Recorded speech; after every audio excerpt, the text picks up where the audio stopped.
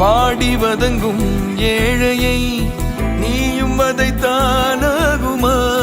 கோடி விளக்கை ஏற்றி நீ ஊதியடைத்தால் நியாயமா? கண்ணீரே வழித்துணையா நின்றேனே இது விதியா? எல்லாமே தெரிந்தவன் நீ காப்பாற்ற. விவசாய வயல்கள்ல தண்ணீர் புகுந்து இப்போ பெரும் சேதத்தை ஏற்படுத்தி இருக்கு.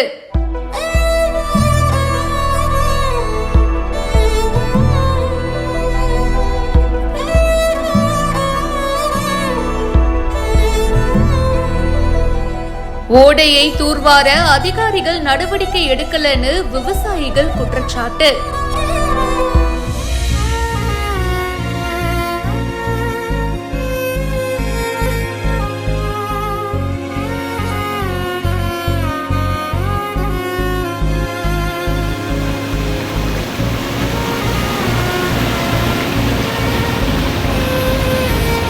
சேலம் மாவட்டம் ஏற்காட்டுல இருந்து ஸ்டார்ட் ஆகிற சரபங்கா நதி கடந்த சில நாட்களா பாத்தீங்கன்னா கனமழை வந்துச்சு இல்லையா?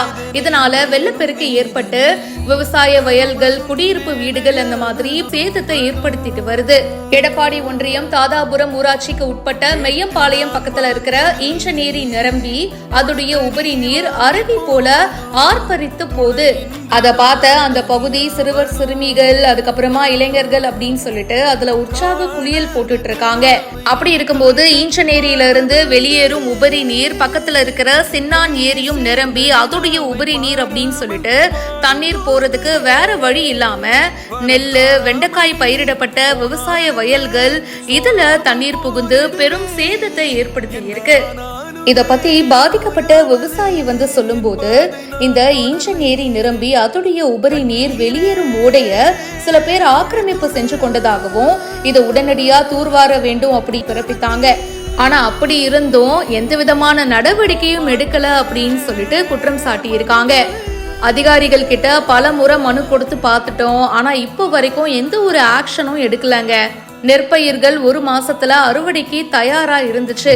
அண்ட் இப்போ தண்ணீர்ல மூழ்கி சேதமாயிருக்கு. உடனடியா நடவடிக்கை எடுக்கணும்னு விவசாயிகள் கோரிக்கை வச்சிருக்காங்க.